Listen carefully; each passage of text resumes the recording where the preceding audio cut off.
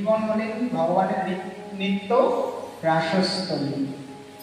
আজও ভগবান রাসলীলা যুক্ত আছেন, প্রতিনিয়ত তিনি রাসবিহার করে যাচ্ছেন। কেবলমাত্র আমাদের ভাব দিয়ে দর্শন করার অভাব, আমাদের ভাবের অভাব। ভগবান কোন লীলায় কোনো ভক্তের প্রতি কৃপণতা রাখেন না, কিন্তু আমরাই প্রত্যক্ষ করতে ইচ্ছা জাগাই না। ভগবান আজও রাসলীলায় যুক্ত রয়েছেন এবং আজও ব্রজধাম খুব বিচিত্র এক ধাম, আজও খুব বিচিত্র এক ধাম। যখন আমরা নিজীবনে ভগবানের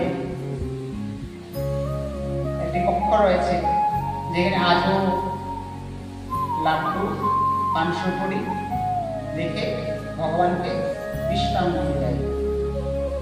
যে মহলের মধ্যে গর্ভগৃহে প্রবেশ করার একটি ইঁদুরেরও ক্ষমতা নেই, টিকটিকিরও ক্ষমতা নেই, পরদিন সকাল প্রাতকালে যখন সেই গর্ভগৃহের দরজা খোলা হয় তখন দেখা যায় পান কিছুটা ছিপিয়ে রেখে দিলে যেমন দেখবে, ঠিক সেরকম ভাবে লাড্ডু আধা খাওয়ার জন্য আমরা কিছুটা খেয়েছি, কিছুটা রেখে দিয়েছি।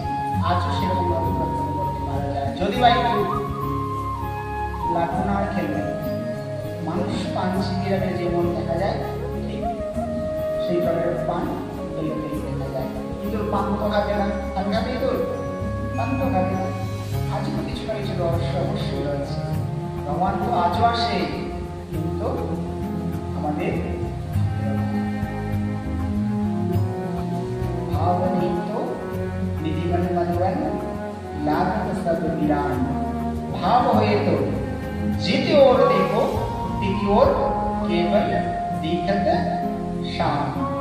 যদি ভাব আমরা মনের মধ্যে বসিয়ে দিলে যেদিকে দেখবো সেদিকে আমরা শ্যাম সুন্দরকে দেখতে পাবো। যদি ভাব না থাকে মনের মধ্যে, তবে নিধিবন মধুবন বিরান হয়ে থাকবে, কিছু দেখতে পাবো না। ভাব নেই তো নিধিবন মধুবন सब लागत विराम। भाव हुए तो जिति ओर देखो तिति ओर केवल देखत सुंदर शाम। भाव जगत भाव भगवान भावेর পূজারী ওইভাবে নয়। আমি আগেও বলেছিলাম কথা, যা কিছু তো ভগবানকে ভাব দিয়ে যুক্ত করো, ভগবানকে যা নিবেদন করো শুধু একটি শব্দ বলে দাও, তোদিয়াম বস্তু গোবিন্দ তুমি সমর্পয়। হে গোবিন্দ, তোমার বস্তুতে আমি তোমাকে নিবেদন করছি, কৃপা করে গ্রহণ করো। যা পাচ্ছি আমরা সব তো দিনারই প্রদান, কি দেবো আমার নিজে দেবে। আমি তো দিনার, দিনার কৃপায় আমি চলছি।